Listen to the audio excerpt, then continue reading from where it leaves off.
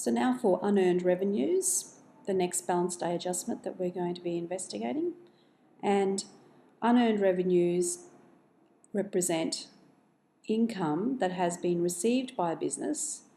So because it's been received, there will be an account in the ledger for that revenue account, and in that account will be a record of the amount received for that particular revenue. But the reason why it's a balance day adjustment is because we've received it, but we haven't earned that revenue.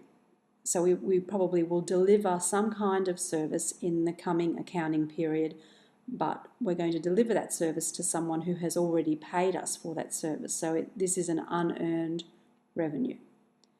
Examples are rent, and rent quite often will be paid in advance.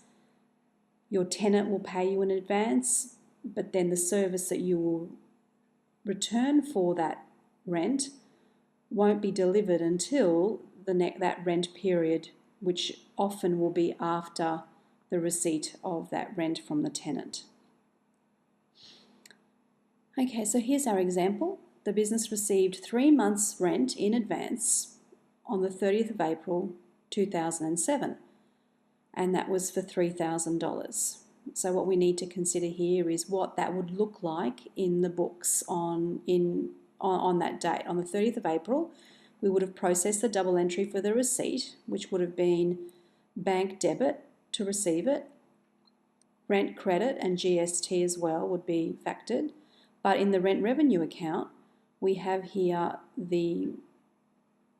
that part of the double entry that relates to the revenue account, and we can see that $3,000 has gone into the account and it's been credited because it is a revenue. Now the issue comes when balance day occurs, which is the 30th of June of that year. So the business must account for the rent that was received in advance. This amount relates to the next accounting period. So in the account, we need to adjust it so that we can demonstrate how much rent belongs to this accounting period. So you'll remember that we received rent in April for 3 months. So part of that receipt of $3,000 has been unearned. So we've used all of May's rent, or we've earned all of May's rent. We've earned all of June's rent, but that rent that we received at the end of April also relates to July, and July falls in the next accounting period. So 1 month's worth of rent is prepaid, and that equals, has been unearned. That equals $1,000 because the total was $3,000 for 3 months. 1 month is unearned, so it's $1,000. So the general journal entry that we need to record that unearned amount will be rent revenue debit $1,000, unearned revenue credit $1,000. So the rent revenue needs to decrease by that amount. So the double entry allows the decrease of the rent revenue account by $1,000 because only $2,000 has been earned from that original $3,000 receipt. And we also raise a temporary liability account, which we call unearned revenue.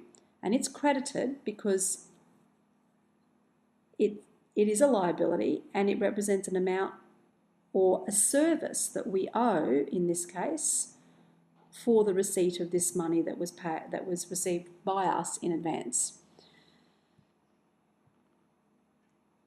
And this is the effect of that balance day adjustment in the ledger. We've got a new account now that's been raised, the unearned revenue account. It has $1,000 credit in it. We have the rent revenue account with the original entry on the 1st of April of $3,000. Now we're adjusting the account by $1,000. We're decreasing it by $1,000 because $1,000 of that $3,000 won't be earned until the next accounting period. And the balance then of this account is $2,000. That should probably have June 30, or that should have June 30 in that cell there representing the date. So here we have this information here, which is a liability account. Remember, it's going to go into the balance sheet. This rent revenue account is going to be closed to the P&L summary account at the end of the accounting period because it is a revenue. Now on the very next day, July 1, we're going to perform a reversing entry. July 1, remember, is the beginning of the next accounting period. So we're going to do this reversing entry.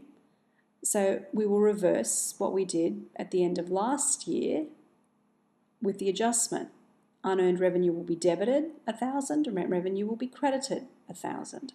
So if we have a look at the accounts then, in the liability account, unearned revenue, that reversing entry has the effect of closing the liability account, which is what we want to do because that liability account is no longer liability. We will then, in this accounting period that we're sitting in now, we'll be earning this revenue that we have received in advance from the previous year. In the rent revenue account, you'll notice that the original bank entry from April 1, the adjustment of 1,000, and then the closing of that revenue account, $2,000 to P&L, and here's the reversing entry.